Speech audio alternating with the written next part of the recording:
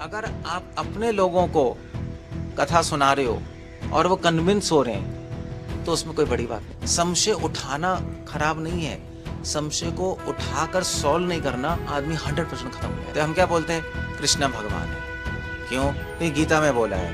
पहले वो आर्गुमेंट रख रहा है, फिर वो आर्गुमेंट रख रहा है, वो आर्गुमेंट खत्म ही नहीं होता था। तो ये अधिकरण पद्धति सिर्फ बात के लिए नहीं होती, सिर्फ बात के लिए नहीं, सोचने के लिए भी है आपके। हमारे जो जितने भी स्कॉलर्स हैं, जो न्याय स्कॉलर्स थे, क्या एक्चुअली क्या हुआ था, ये जो न्याय वाले थे जिन्होंने ये जो तर्क बनाया, तर्क वाले,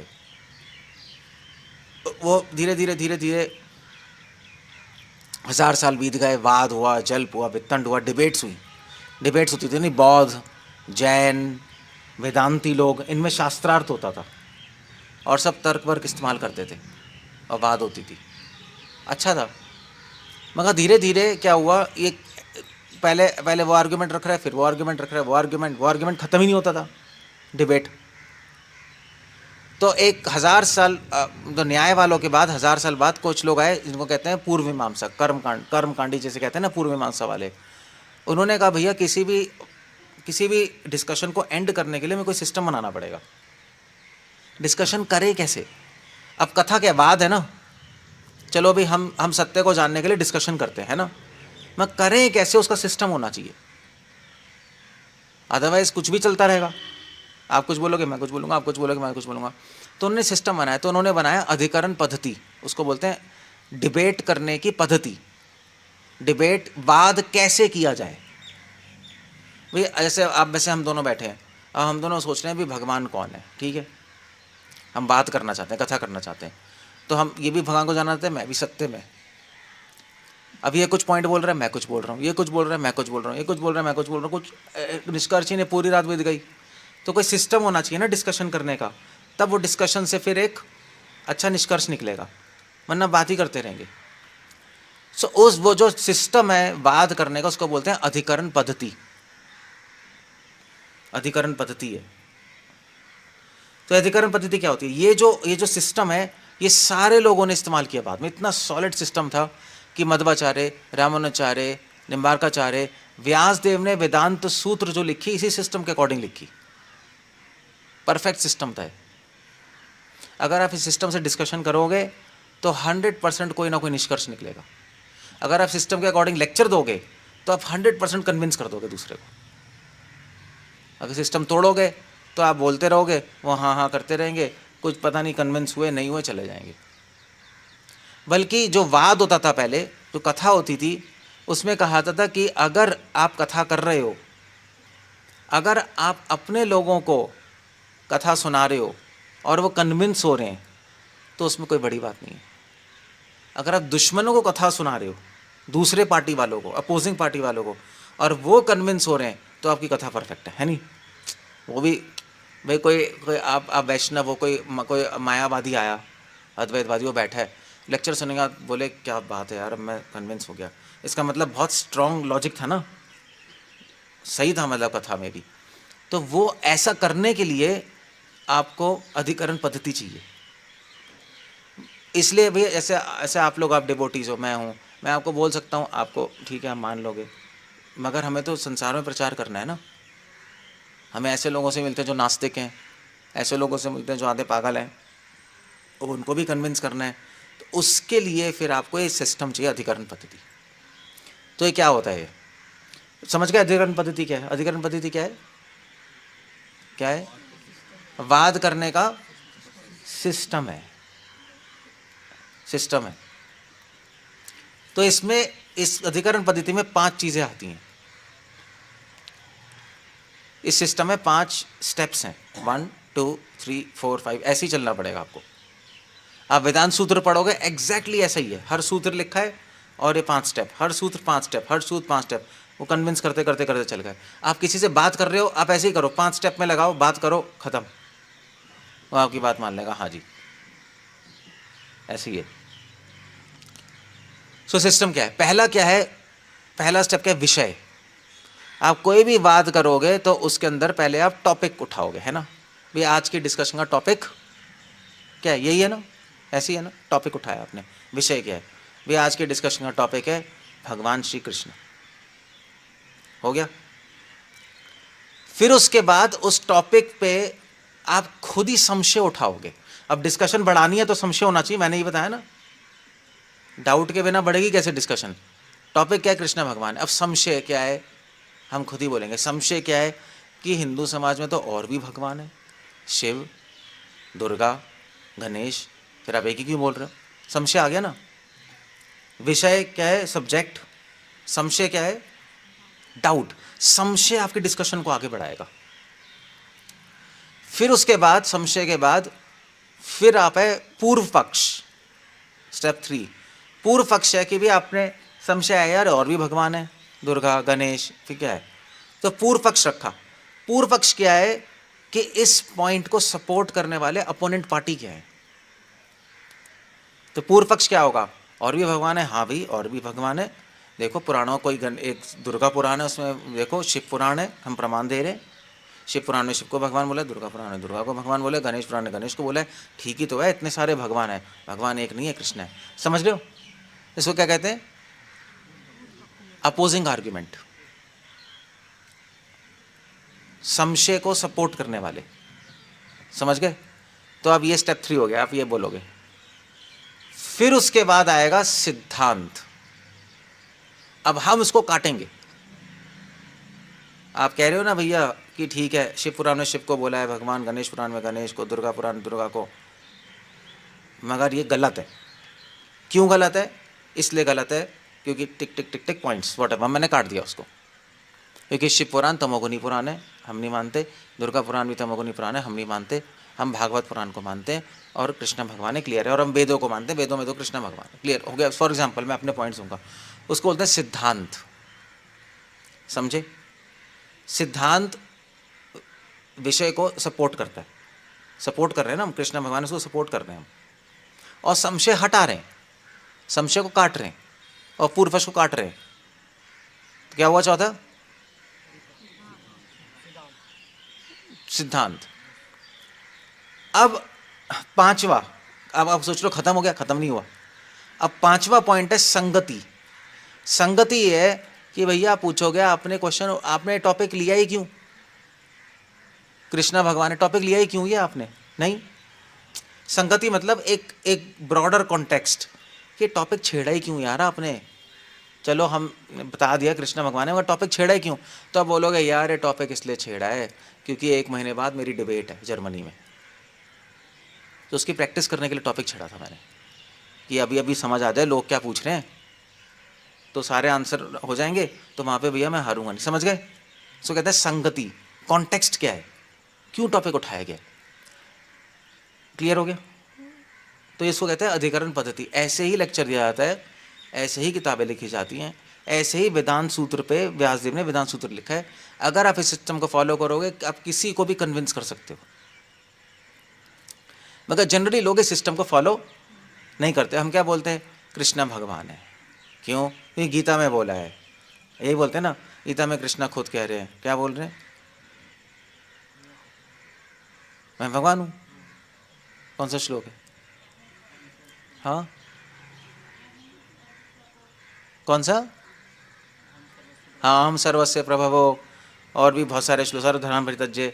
ठीक है, तो अब आप इस पॉइंट, आप किसी को कन्विंस नहीं कर सकते। आपने बोल दिया कृष्णा भगवान है और आपने एक प्रमाण दे दिया, झक, क्योंकि इसमें प्रमाण है, मगर एक और चीज़ भी क्या चाहिए, तर्क भी तो चाहिए। लॉजिक तो दिया नहीं आपने, पहले तो वही खत्म हो गया। प्रमाण है मगर लॉजिक कहाँ है, कृष्ण भगवान है। दूसरा, फिर आपने तो कह दिया कृष्ण भगवान है गीता, मगर दूसरे लोग भी तो कहने वाले हैं कृष्ण भगवान ने, उनको तो काटा नहीं आपने। समझ गए, तो लोग कन्विंस नहीं होंगे। इसीलिए ये 5 स्टेप सिस्टम उठाना पड़ेगा आपको, और फिर आपको लोगों को ये भी बताना पड़ेगा हम डिस्कस क्यों कर रहे हैं कृष्ण भगवान है। हम इसलिए कर रहे हैं क्योंकि सोसाइटी में बहुत कन्फ्यूजन है, तब लोगों को समझ आएगा, तब इंटरेस्ट आएगा ना, वरना इंटरेस्ट ही क्यों आएगा यार, करी ऐसे ही छेड़ दिया। नहीं, अब सपोज मैं, मान लीजिए मैं यहाँ पे डिस्कस करूँ, देखो भी ऐसा है कि जो हिग्स बोसॉन है वो, उससे मास आता है। अगर मैं बोलने लगूँ, आप 5 मिनट में सो जाओगे, हमको मतलब ही नहीं है ना क्वेश्चन से, मुझे मतलब ही तो बताना पड़ेगा इस क्वेश्चन से मतलब क्या, उसको बोलते हैं संगति। समझ गए? तो 5 सिस्टम समझ गए, 5 स्टेप समझ गए। इसको क्या बोलते हैं? हाँ, आप तो डिस्कशन आप बात करोगे तो ऐसे करोगे डिवोटी से, ऐसे नहीं आपने कुछ बोल दिया, आपने कुछ बोल दिया, या उसने बोल दिया हाय मैंने सपने में मुरली देखी, हाँ मैंने तो कृष्ण की हंसी देखी, हाँ सत्य हो गया, ख़त्म। ये कोई नॉनसेंस है? ये कोई डिस्कशन है? ये देखो चलो कंप्लीट नॉनसेंस है। या आपने बोला भाई देखो भी क्या, जैसे फॉर एग्जांपल गीता का दूसरा श्लोक, पहला श्लोक है धर्म क्षेत्र कुरुक्षेत्र, हाँ मैंने आखिरी श्लोक बोला धर्म परित्यज्य, डिस्कशन हो गई, कुछ नहीं हुआ, अपना बोल के चले गए, वो अपना बोल के चले गए। इसको बोधयंता परस्परम नहीं कहते, कथयंत माम नित्यम नहीं कहते। आपने अपना बोल दिया, उसने अपना बोल दिया, खत्म हो गया, ये डिस्कशन नहीं है। आपको लग रहा है डिस्कशन है मगर नहीं है, समझ गए? तो अधिकरण पद्धति बात करने के लिए क्या है? पहला क्या है? सब बोले क्या है? विषय मतलब सब्जेक्ट, टॉपिक, टॉपिक विषय। दूसरा क्या है? संशय मतलब डाउट, और टॉपिक के प्रति को डाउट उठाएगा। अब संशय से डिस्कशन आगे शुरू होगी, अदरवाइज नहीं होगी। अर्जुन संशय तो पूछ रहे हैं गीता में, कृष्णा बोल रहे हैं, फिर अर्जुन क्वेश्चन पूछ रहे हैं, फिर कृष्णा बोल रहे हैं, अर्जुन क्वेश्चन सिद्ध प्रगत से कहा भाषा, फिर अर्जुन पूछ रहे हैं हाँ भाई ठीक है, उसके बाद भाई मुझे समझ नहीं आ रहा, आप पहले कर्म बोल रहे हैं फिर भक्ति बोल रहे हैं, कुछ समझ नहीं आ रहा मुझे, संशय है। फिर संशय के बाद पूर्व पक्ष क्या होता है? अपोजिंग आर्ग्यूमेंट, जो संशय, जो आपके टॉपिक के एंटी जा रहा है, संशय को सपोर्ट कर रहा है ना। तो मतलब आप जो बोल रहे हो, एंटी पार्टी क्या बोल रही है वो आपको लिखना हो, तो इसलिए आपको पता होना चाहिए एंटी पार्टी क्या बोल रही है अच्छी तरह। तो अगर आपका टॉपिक है मायावाद सही है गलत है, तो आपको पता होना चाहिए मायावाद क्या है, तभी तो आप पूर्व पक्ष दोगे। तो इसलिए कभी भी डिस्कशन के लिए, तो इससे क्या होता है, इससे सुनने वाले को पता लगता है कि इसको दूसरा भी पता है, अपनी नहीं बोलते जरा पागलों की तरह, इसको पता है ना। पूर्व पक्ष, फिर उसके बाद सिद्धांत। सिद्धांत क्या है? सिद्धांत कंक्लूजन, जो विषय को सपोर्ट करता है, जो हम बोल रहे हैं उसको सपोर्टिंग आर्ग्यूमेंट। पूर्व पक्ष अपोजिंग आर्ग्यूमेंट है ना। सिद्धांत का कंक्लूजन क्या है? ठीक है, गुड। और लास्ट, लास्ट क्या है पीछे बताओ? संगति। संगति क्या होता है? संगति मतलब कॉन्टेक्स्ट, संगति कॉन्टेक्स्ट। टॉपिक उठाया ही क्यों है भैया आपने? तो ऐसे होता है। तो अब तो मैं एग्जांपल देता हूँ, जैसे मॉडर्न एग्जांपल देता हूँ मैं आपको एक इंटरेस्टिंग।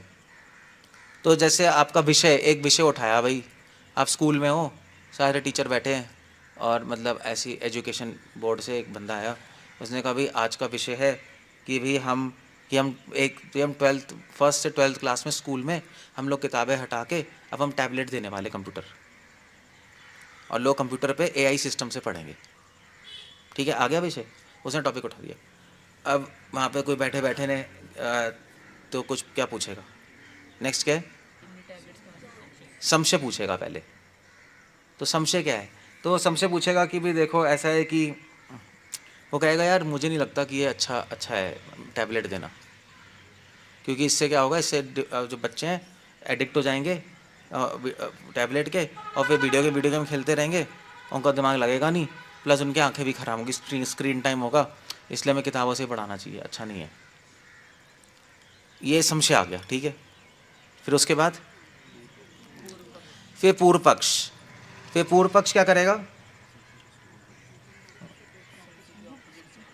हाँ, फिर पूर्व पक्ष संशय को स्ट्रॉन्ग करेगा।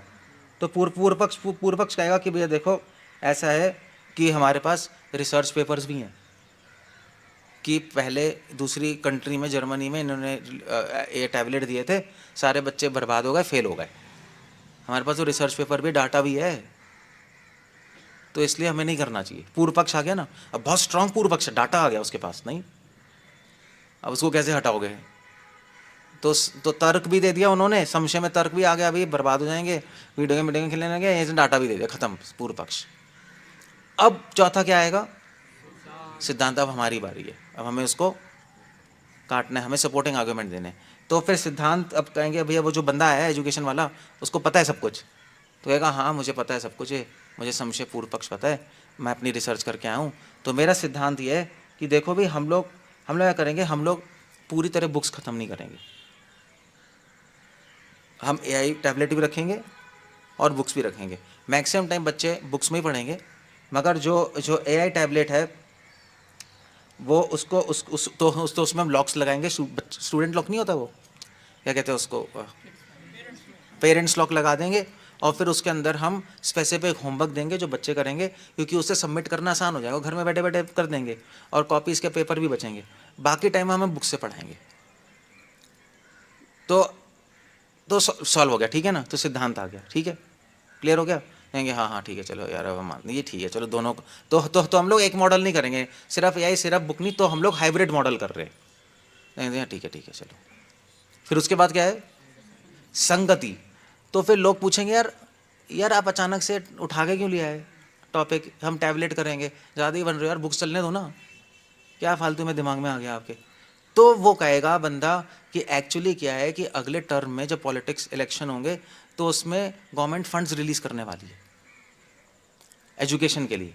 तो हम सोच रहे हैं मुझसे AI टैबलेट खरीद के बच्चों को दें या ना दें, इसलिए क्वेश्चन इंपॉर्टेंट है हमारे लिए, क्योंकि इसमें फंड्स इन्वॉल्व हैं।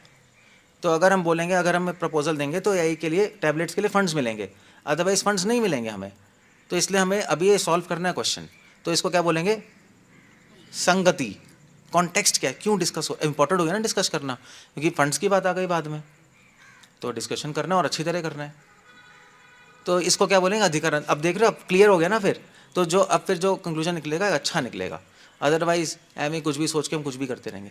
तो ये अधिकरण पद्धति सिर्फ वाद के लिए नहीं होती। अब ये पॉइंट है, ये किसके लिए, बात करने के लिए है ना, डिस्कशन के लिए। सिर्फ बात के लिए नहीं है, सोचने के लिए भी है आपके, समझे। क्योंकि अगर आप इस सिस्टम से नहीं सोचोगे तो हमेशा गलत गलत गलत डिसीजंस लोगे। अपने माइंड में ही कुछ सोचना है आपको। जैसे उदाहरण के लिए, मैं लेक्चर में जाऊं या ना जाऊं, टॉपिक, ठीक है। संशय क्या है, संशय आपको अपना संशय होगा, भाई मैं लेक्चर में जाऊंगी तो फिर मेरी कुकिंग रह जाएगी, और फिर उसके बाद मतलब घर भी साफ़ करना है, वो भी रह जाएगा, तो अच्छा नहीं है यार, नहीं जाते। फिर पूर्व पक्ष अपने माइंड में सोच रहे हो आप, फिर आप उल्टा उठाओगे पूर्व पक्ष। आप कहोगे यार बात तो सही है यार, इस हम घर का काम नहीं होगा फिर क्या करेंगे, भगवान आके करेंगे, हम कथा में चले जाएंगे तो, और हस्बैंड भी आएंगे फिर उनको खाना नहीं मिलेगा, फिर तो डांट मिलेगी हमें, मतलब अच्छा भी नहीं है, फिर तो लड़ाई होगी, इससे जाना ही नहीं चाहिए। फिर सिद्धांत आएगा कि यार मगर देखो कथा इंपॉर्टेंट है, बार बार तो सुनने को मिलती नहीं, साधु संग भी बहुत मुश्किल से मिलता है, अभी साधु हैं फिर नहीं होंगे, कुकिंग तो चलती रहेगी, हस्बैंड तो आते रहेंगे, तो इसलिए कुछ स्मार्ट वर्क करके ऐसा करो कि खाना भी बन जाए, काम भी हो जाए और ये भी हो जाए, तो पहले से अपना अरेंजमेंट कर लो। हो गया, क्लियर हो गया। फिर आप मन में क्या सोच, लास्ट पॉइंट क्या है, संगति। अब आप माइंड में सोचोगे यार मैं सोच ही क्यों रही हूँ ऐसा, है ना। तो मैं सोच रही शायद हाँ इसलिए सोचना तो पड़ेगा यार, क्योंकि चक्कर ये है कि अगर हम नहीं सोचेंगे और हम घर का काम भी नहीं करेंगे तो हमारा लड़ाई वड़ाई होती रहेगी, फिर मुझे अगली बार जाने नहीं देंगे, तो इसलिए मुझे भी स्ट्रैटेजी बनानी पड़ेगी। ख़त्म हो गया।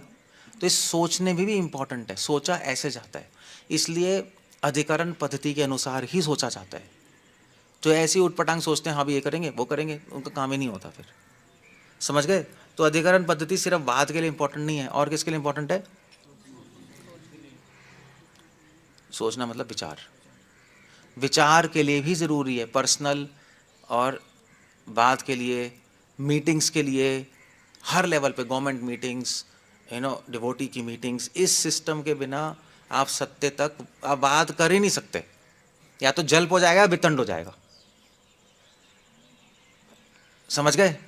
या तो ऐसी आप लड़ोगे या पार्टी हो जाएगी ऐसी, आपने कुछ बोल दिया, एंटरटेनमेंट नाट्य हो जाएगा, या जल्प हो जाएगा, लड़ाई हो जाएगी, या वितंड हो जाएगा। वाद नहीं हो सकता सिस्टम के बिना, ये सिस्टम ही नहीं है। तो अब जैसे हस्बैंड वाइफ है उनमें भी डिस्कशन है, ये कम्युनिकेशन में भी इंपॉर्टेंट है, सिर्फ वाद में नहीं, डिस्कशन में और विचार में नहीं, कम्युनिकेशन में भी इंपॉर्टेंट है, बातचीत में भी इंपॉर्टेंट, नॉर्मल बातचीत में। तो भाई आप वैसे आप दो फ्रेंड्स बात कर रहे हैं, तो वो कहेगा यार मुझे पार्क में जाना है, आप चलो पार्क में खेलने चले, टॉपिक। तो अब क्या उठेगा, अब इस संशय उठेगा यार, मतलब कोई भी संशय उठा सकते हो कि पार्क में खेलने जाना है, पार्क में क्यों जाना है यार, मतलब आज हम घूमने चलेंगे ठंडी सड़क पे, पार्क में क्या रखा है, कुछ नहीं रखा। फिर उसके बाद क्या आएगा, ये पूर्व पक्ष आएगा, दूसरा पूर्व पक्ष देगा, यार नहीं तो आप ही बोलोगे पूर्व पक्ष, वो तो कहेगा यार तू ऐसा क्यों बोल रहा है, अरे ऐसा इसलिए बोल रहा है, पार्क में तो कुछ खाने पीने को भी नहीं है, ठंडी सड़क पे खाने पीने को भी मिलेगा, और फिर लड़कियाँ भी होंगी, पार्क तो खाली रहता है, तो मज़ा भी आएगा हमें, फिर बाइक भी चलाएंगे हम, ठंडी भी होगी गर्मी में, तो हो गया।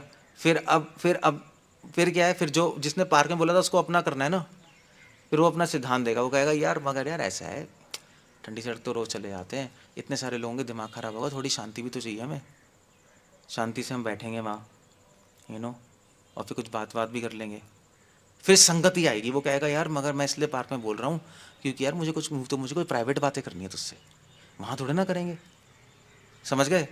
तो उसको समझ आएगा उसने क्यों बोला है पार्क में, तो कहेगा हाँ चलते हैं, फिर कहेगा ना चलेंगे, है नहीं, वरना लड़ते रहो, बोलते रहो, या पार्क में चलना है या माल रोड चलना है, अबे साले पार्क में चलना है, अबे तू पागल हो गया, माल रोड चलना है, लड़ाई हो जाएगी, बस कहेगा तू खराब है यार, अभी दैट्स कम्युनिकेशन। तो 3 जगह पे अधिकरण पद्धति इस्तेमाल आती है, समझे, किस किस में, वाद में, डिस्कशन, वाद मतलब डिस्कशन, विचार में अपने विचार विमर्श, और तीसरा कम्युनिकेशन, बातचीत में। फिर अब आपको माइंड को ट्रेनिंग देनी पड़ेगी इस चीज़, क्योंकि हम पहले लोगों को ट्रेन करते थे, ऐसे सोचना है, ऐसे बात करनी है, अब ट्रेन नहीं है तो बस चलता रहता, लड़ाई होती रहती है, उनको कंक्लूजन आते ही नहीं, समझ गए। तो अधिकरण पद्धति है, समझ आ गया। अब आपको एक श्लोक समझ आएगा, अज्ञस्य श्रद्धानश्च संशयात्मा विनाश। अब आप समझोगे, कृष्णा कह रहे 3 जनों का विनाश हो जाता है, कौन, अज्ञानी, अश्रद्धा, जिसमें अज्ञान है, इसको पता ही नहीं, ऐसे ही करता जा रहा है, ऐसे ही करता जा रहा है, बस आया जप कर रहा है, मंदिर आया जप कर रहा है, मंदिर, उसको पता ही नहीं कुछ, अल्टीमेटली वो खो जाएगा, फॉल डाउन हो जाएगा। या अश्रद्धा, जो कर रहा है श्रद्धा नहीं है, कपट से कर रहा है, उसको कुछ और चाहिए यहाँ पर, ठीक है, उसको वो आ रहा है बिजनेस बनाने के लिए, या ऐसी लड़कीबाजी करने के लिए, ऐसी पागल है, या प्रसाद खाने के लिए, उसको वो भी गिर जाएगा। तीसरा क्या है, संशय आत्मा। अब संशय आत्मा कौन है, संशय आत्मा वो नहीं है जो संशय कर रहा है, क्योंकि संशय करना तो जरूरी है, वरना डिस्कशन क्या होगी, वरना हम क्या डिस्कस करेंगे, क्यों बैठ रहे हैं, समझ गए। संशय आत्मा मतलब जो संशय को सॉल्व नहीं करता, संशय अपने पास रखता है, आत्मा मतलब अपने पास रखना, आत्मसात कर लेता है संशय को, वो खत्म हो जाता है। संशय उठाना खराब नहीं है, संशय को उठाकर सॉल्व नहीं करना और अपने माइंड में लेके चलते रहना, फिर एक और संशय, एक और संशय, वो आदमी 100% खत्म हो जाएगा। और करते ही हम ऐसे हैं, हम करते ऐसे भी, डिवोटीज आए यहाँ पे भी देखा कुछ, उनको संशय है यार यहाँ मंदिर में तो अजीब सा होता है, नहीं कुछ भी, फिर उसके बाद उसने देखा यार यहाँ तो ये डिवोटी ऐसा भी कर रहा है, संशय आ रहा है ना उसके माइंड में, ऐसे ही होता है ना, फिर संशय भरते रहते हैं, फिर संशय क्या होता है, संशय आत्मसात हो जाते हैं, उसको सॉल्व नहीं किया उसने। संशय के बाद उसने बाकी 3 स्टेप नहीं किए, क्या करना था, पूर्व पक्ष, सिद्धांत, संगति, किसी से डिस्कस करके, नहीं किया उसने, तो संशय आत्मा बन जाएगा, संशय से भर जाएगा वो, और 100% फॉल डाउन हो गए। प्रैक्टिकली लोगों का फॉल डाउन, या लोग कितने सारे डिवोटी आते हैं छोड़ के चले जाते, नहीं भाई कितने सारे डिवोटी गायब हो गया यार, आ ही नहीं रहा, क्यों नहीं आता, क्योंकि उसके माइंड में क्या घुस गए, उसने सॉल्व नहीं किए। तो संशय को कैसे सॉल्व करोगे, या तो बात से करोगे, या विचार विमर्श, या बातचीत करके, और तो सॉल्व ही नहीं हो सकता। स्टेप्स यही है, स्टेप्स यही है। क्लियर हो गया हो नहीं हो गया। सो इसीलिए शास्त्रों में लिखा है कि संशय को कभी भी मन में मत रखो। संशय जहर, आग और दुश्मन, उसको इमीडिएटली खत्म कर दो, अदरवाइज आप गए काम से। और बीमारी, एक बीमारी है,